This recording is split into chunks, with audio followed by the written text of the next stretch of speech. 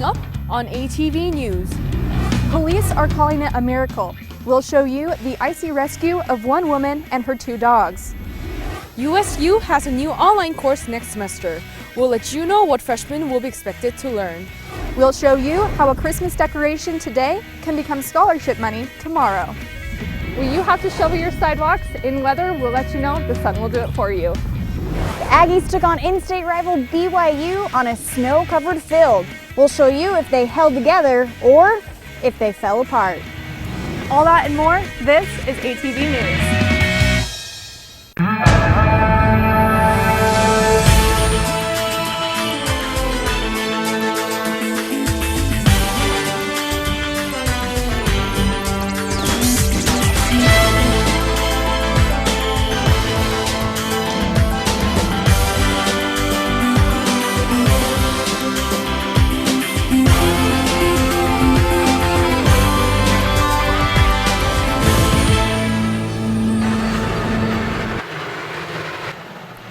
That was a backhoe scraping off the ice that was left on the road after a water main cracked in Logan City last night.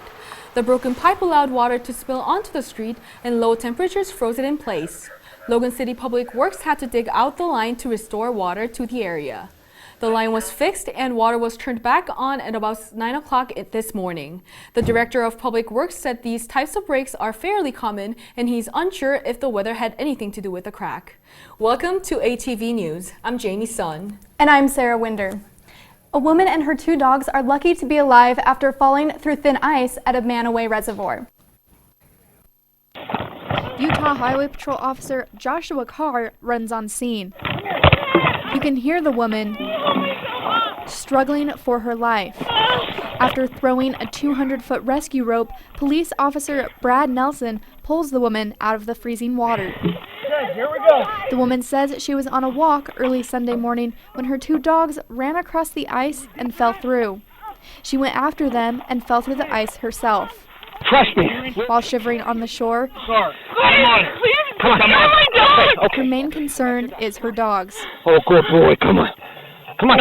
Okay, come on. Hurry. Stand up. We got the dog. Have your dogs. She's lucky she was seen at all. A Brigham City inspector was out working later than usual when he saw her and called 911. Oh, my. Police say that 5 more minutes and it could have been fatal. It's not often people are around Sunday morning in that area, and that She is so lucky. the woman and her 2 dogs were taken to the hospital and treated for mild hypothermia. Officials say they are alive and safe. A new program at Utah State is requiring you to spend 2 hours online in hopes to make campus and the community safer. If you haven't yet, it's time to register for classes next semester, and USU is offering more online next year. A 2-hour online course about sexual assault program called Haven will be mandatory for the incoming freshmen at Utah State. It educates students through surveys, videos, and slides. And USU and Sexual Assault Anti-Violence Information, or SAVI, has been working on programs like the Clothesline Project to inform students about its importance.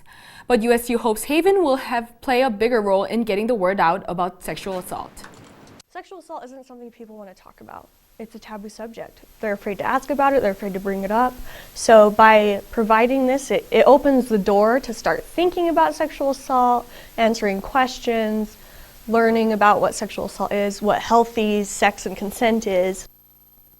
If you have any questions about the program or sexual assault, you can call USU's SAVI office for appointments at 435-797-1510. Students receive emails from IDEA toward the end of every semester, which allows them to evaluate their professors' performances.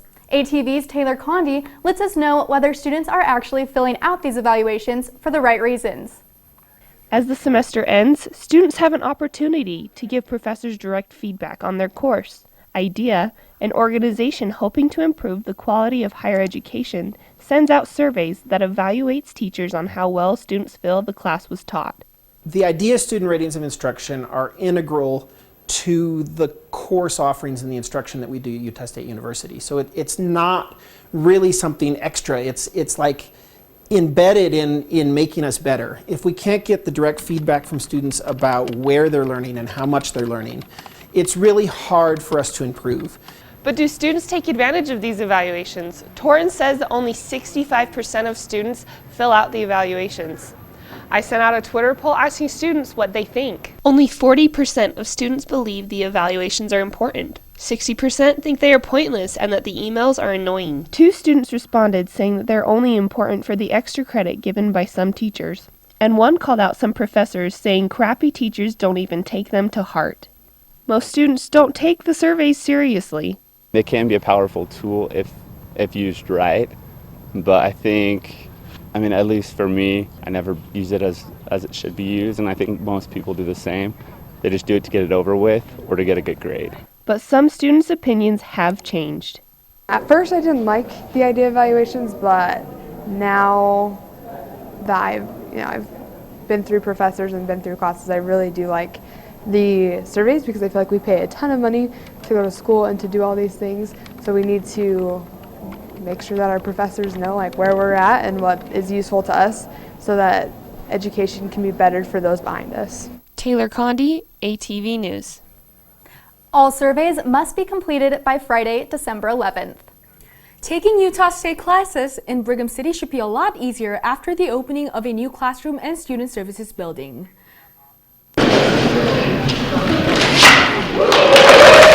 That was USU officials opening the new university building in Brigham City on Monday.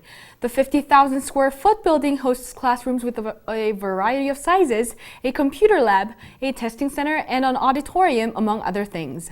The building was funded largely by a bond from Brigham City and from the state legislature. Though other USU buildings in Brigham City will still be used, USU says that this new facility will open up more opportunities for students outside of Logan. The building will host classes both in person and via broadcast. The classrooms were made to accommodate the way a broadcast class works. The soundproofing, the lighting, the wall colors, all those things are so that students on the other end will be able to hear and see clearly, be able to interact in real time with the professor, and so on. The building will also help the expansion and partnership with the Bridgerland Applied Technology College, as they will share some of the facilities and space at USU's current Brigham City campus. When we come back, that's no water balloon. See why a challenge promoting safe sex is not very effective. They're not asking for your money. Find out what they are asking for. A group of engineering students at Utah State has designed and programmed an innovative remote-controlled submarine. USUB is fully student-run. They designed and built the parts from the ground up and are always working to improve the submarine software and capabilities. These students show that computer science is more than just typing on keyboards. Dive right into engineering with USUB.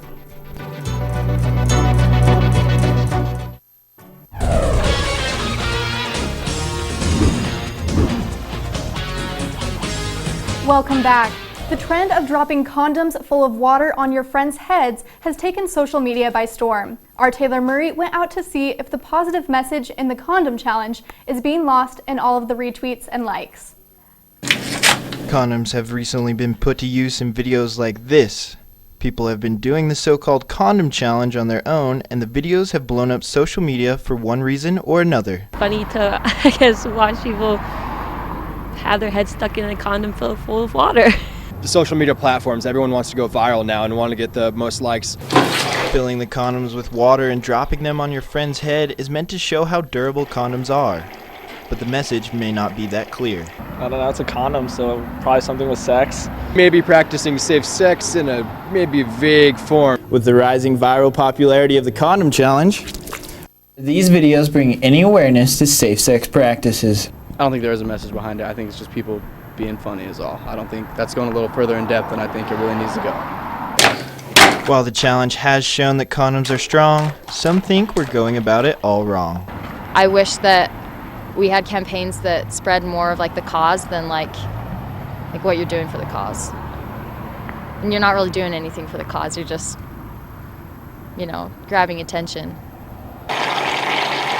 Taylor Murray, ATV News. You might have noticed some unique Christmas wreaths hanging outside Utah State's bookstore. Well, those wreaths are creating scholarships. Multiple campus organizations donated the wreaths to the campus store.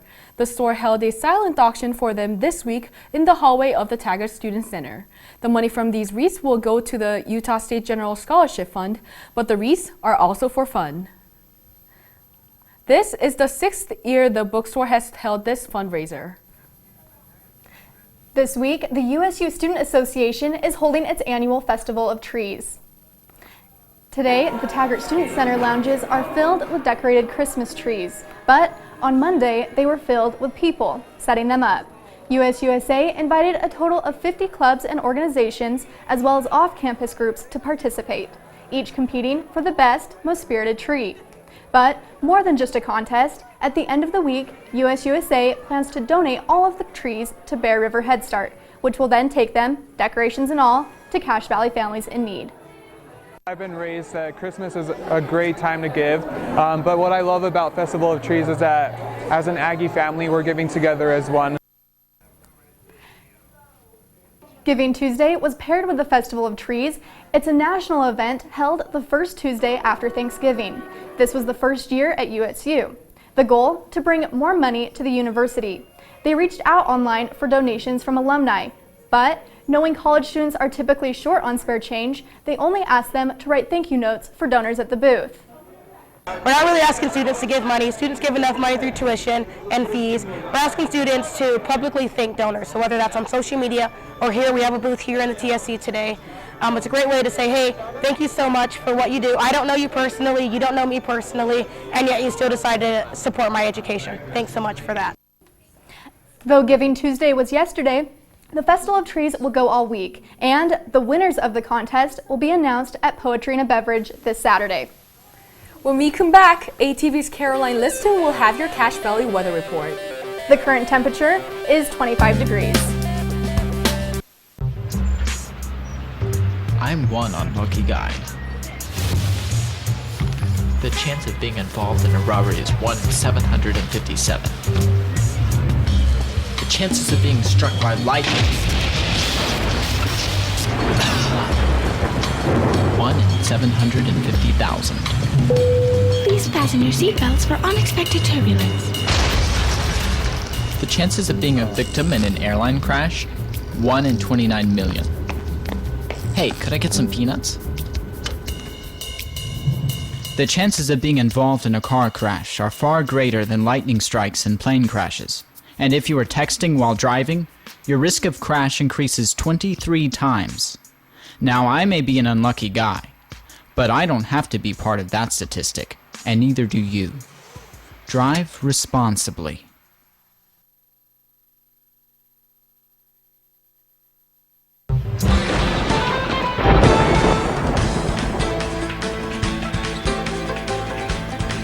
Welcome back. So, Caroline, when I went outside today, I noticed there was a lot of snow on the ground and that it was still really cold. What does that mean for the week? It was freezing. So let's take a look outside.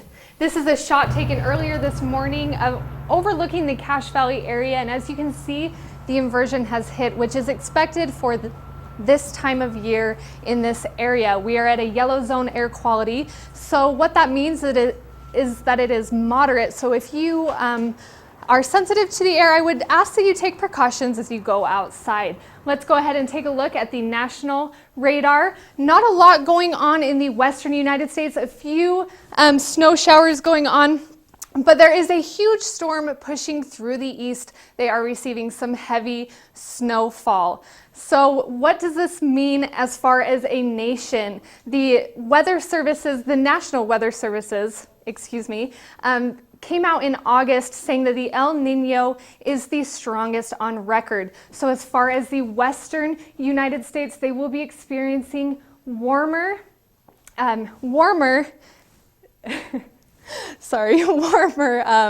winters than usual. And as far as the east, they will be experiencing colder winters. So let's jump on over to the state radar. Not a lot going on today, a few scattered showers or snowfall here in the state, but a lot of sunshine. So what kind of temperatures will we be experiencing this week?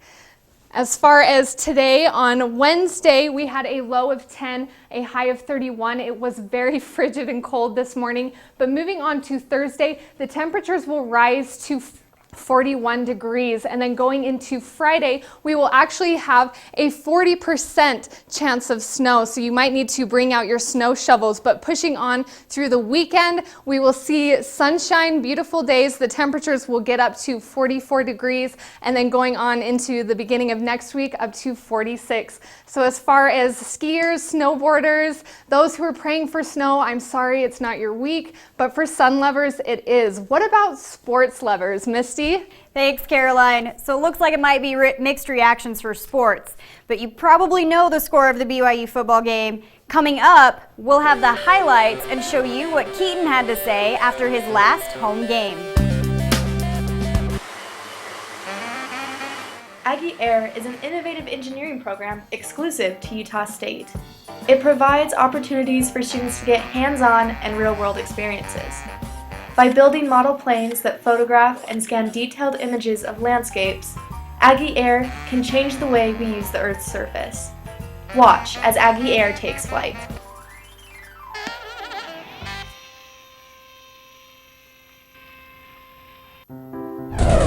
Sorry.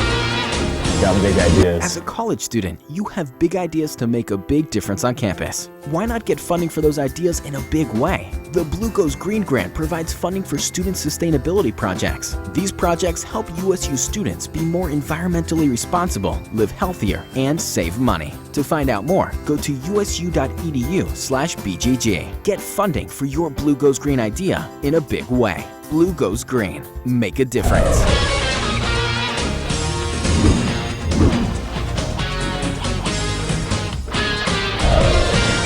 Welcome back. Students were on break, but Aggie athletics were in full swing. First up is football. When Utah State and BYU play, the wagon wheel is at stake. After beating the Cougars last year, the Aggies hope to make it 2 in a row as they hosted the Cougars here on Saturday. And their belief didn't cool off as the Cougars came to town. Just 3 minutes in, Keaton fakes out BYU and the camera with what appears to be a pitch. But no, Keaton has it, he's running with it, and into the end zone for the first touchdown of the game. But BYU answers just 2 minutes later with this pass to Algernon Brown, who runs it in for a touchdown, putting the score at 7-7. After a BYU field goal puts them down by 3, Keaton gets the ball back and throws right here to Tyler Fox, who just barely gets his foot in bounds for a complete pass. That sets up this a few plays later. Lawan Hunt takes this handoff and runs and dives it 6 yards into the end zone, putting the Aggies back on top. And they keep it going with this play here as Keaton appears to be in trouble, but wait, he evades the sack, he cuts past a linebacker, and he's still moving. He takes it 23 yards before getting out of bounds. Then Keaton's back to passing with this throw to Hunter Sharp, who jumps up in the end zone, grabs it, and pulls it in for 6. Passes like this also helped Keaton break the school record for career touchdown passes with 61. But the Cougars say no way, and Tanner Mangum passes to Mitch Matthews, who runs it all the way in for a 72-yard touchdown, leaving BYU trailing by only 4. The Aggies try to do the same, but Keaton's in trouble again, so he's running, but he's limping, still limping, and he fumbles it. Tomasi Laulile picks it up and runs it back to the BYU end zone, giving the Cougars a 24-21 lead heading into the half. Coming into the third quarter, it took less than 1 minute for Tanner Mangum to find Mitch Matthews in the end zone for a touchdown. And from there, it was mostly a Cougar ball game. The Aggies lost their last regular season game with a final score of 51-28, leaving Keaton and Coach Wells disappointed in the performance. I take more blame than anything else. I feel like I know I was the reason why we didn't do as well as we did. And anyone's going to say it wasn't, but that's the truth. And that's something that I have to live with. That's something that I owe to these guys to make up for. We got to be able to have better coverage, and whether it's coverage or it's pressure, there's a combination of both of those, pressure on the quarterback But we got to make plays in the back end and the secondary. We just have some stuff that we can work on. Hopefully, we'll get into a bowl game and we'll have an opportunity to prove that we've learned from some of these mistakes. You know, we still got something to play for. You know, you got a chance to maybe win 4 straight bowl games, and those seniors know that. Their loss to BYU puts the Aggies' season record at 6-6 and leaves them 5-3 in conference play. The loss also means that the famous wagon wheel goes back to Provo. Now we move over to the court, where the ladies' volleyball team couldn't get a win either as they played Boise State in their final match of the season. The Aggies fell to the Broncos in 3 sets, ending their season with 6 wins, 26 losses. Let's slide over to the ice, where the men's hockey team fared better in their Beehive Showcase, which features 8 of the top 10 teams in the West. The Aggies played 4 games in 4 days, beating the Arizona State Elite and Pac-8 teams and Montana Tech, but losing to Northern Arizona. They play at home tomorrow night at 7:30 p.m. against the Utes. The men's basketball team had one more game before break as they faced off against Utah Valley, where they opened up a can of you-know-what. Right out of the chute, USU's Chris Smith catches one off the backboard and puts it back up for 2. Then it's Darius Perkins who shoots, and he scores, and it's good for 2. UVU comes right back with former Aggie Connor Fry putting up a deuce. And pause. It was largely an all-you-can-score fest for the Aggies, so the rest of the highlights will be brought to you by Dining Services, buffet style. Our first course is dunks, with the Aggies coming back for seconds and thirds, but the dunks were just the appetizers. The main course was a 3-pointer by Chris Smith, with a side of 3-pointers. And not 1, not 2, not 3, but 4 more sides of 3-pointers. And the Aggies stole from UVU's plates as they helped themselves to rebound after rebound after rebound. And from there, the Aggies continued to clean up, sending the Wolverines home empty-handed with a final score of 81-55, leaving the Aggies satisfied with their meal. Now, performance. I have to say we played pretty solid the whole game. Our defense was a lot better in the second half than it was in the first half. We knocked down some shots, shot well from the free throw line, guarded them pretty well, and everyone who came in the game played really hard and contributed to the team. The win against Utah Valley put the Aggies on a 4-game winning streak, which ended at Duke on Saturday, 85-52. And last night, they took on the Missouri State Bears, pulling out a very close win, 69-68. The team heads to Provo next Wednesday to take on BYU.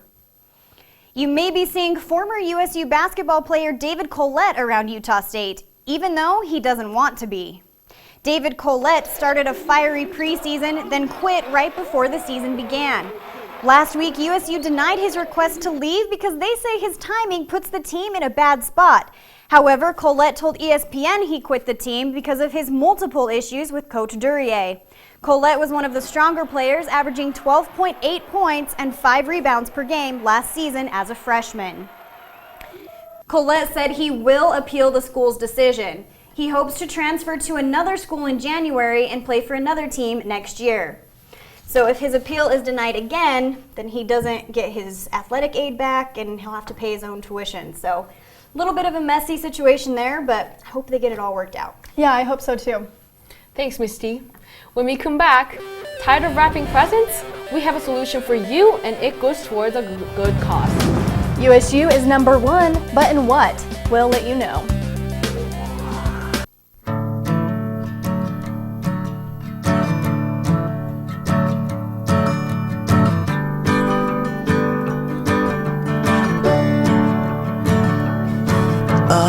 Listen now, can you hear the bluebirds?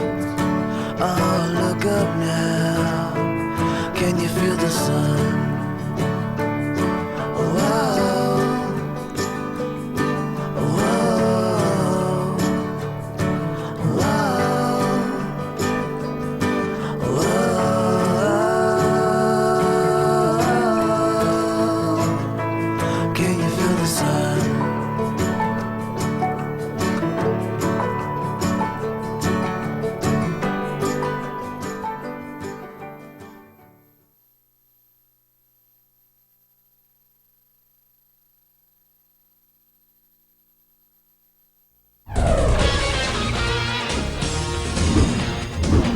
It's just after Black Friday, and now you have a bunch of unwrapped gifts sitting at home and no time to make them look pretty. Luckily, a local organization has designed a way for you to get your presents wrapped and give back to your community. Yesterday, CAPSA kicked off its annual gift wrapping station at Cache Valley Mall. The volunteers can wrap almost any size gift for between $2 and $8. CAPSA has done this fundraiser in the past, but this year they are excited about having a more central location and hope it brings in more funds. Though there isn't much traffic at the beginning of the month, but CAPSA is happy to get some exposure to let the community know they are here to help. We really get almost probably as much value as the money we raise from people being able to see about CAPSA and hear about us and talk about us, because most of those clients who come in because they heard our services were free and they heard that they're confidential and they heard that. So for us, it's just as much about the exposure as well. The space is donated by the mall, which means all money generated goes toward CAPSA. In previous years, they have made about $8,000, which allows them to house and counsel about 8 more people. GOP presidential candidate Donald Trump has been making controversial comments about Muslims. ATV David Matthew Stewart shows us how these statements have been affecting the Muslim community here in Logan. While politicians from both parties try to differentiate between followers of Islam and terrorists, one local Muslim says Cache Valley is doing okay. We had great relationships even here on campus with the USU Interfaith Initiative and with the local community throughout the different interfaith projects that have been happening in Cache Valley. Many of those interfaith projects, like the Speed Faithing Panel, are thanks to this woman. People's religious convictions or their lack of religious convictions are really important to them. But talking about those convictions has for a long time been really discouraged on public university campuses. And with everything that's going on in the world today, it seems to me like we need to be able to talk about religion. Erica Havermill, a practicing shaman, says she likes that she's able to correct misconceptions people have about her beliefs, like... My faith tradition, which is a lot more based in meditation, similar to Buddhism, is more along the lines of dancing in a field. We understand that we have fundamental differences and we're not trying to erase those gaps between us. We acknowledge those gaps and we know there are differences, but we try to focus on the things that will bring us together and help us work as one group. The group's currently working on finding a spot for Muslims to pray together near campus. Each prayer starts with an elaborate washing ritual and should be led by an imam, but you gotta get there first. Right now, most Muslims on campus who need a quiet place to pray together have to leave campus to do so. This means heading 2 or more blocks west on 7th North. Then, once you hit 6th East, head north another half block to the Logan Islamic Center. Muslims do this twice a day. To be able to even just have a room that's dedicated to interfaith issues and initiatives would be amazing. David Matthew Stewart, ATV News. Dr. Glass Coffin published an article about religion in Utah just yesterday, and it's already getting national attention. As you walk around USU to get to your classes, do you notice the historic buildings? One study did. This is Old Main at Utah State from early 1900s, and it's still here in use for more than 100 years. It was built in 1890, 2 years after Utah State was founded. You may want to stop and look around because you are looking at the most impressive historic campus and its views in the nation, according to a recent ranking by College Value Online. USU topped all the colleges including Yale, Cornell, Princeton, and University of Utah, which placed 7th. Utah State was also a host site for the Student Army Training Corps during World War I, and permanent brick buildings were used as barracks during the war. Thank you for watching this week's ATV News. Join us next week for Cache Rendezvous. You can catch all of our episodes by visiting the Facebook page. Have a nice week. When Utah State and BYU play...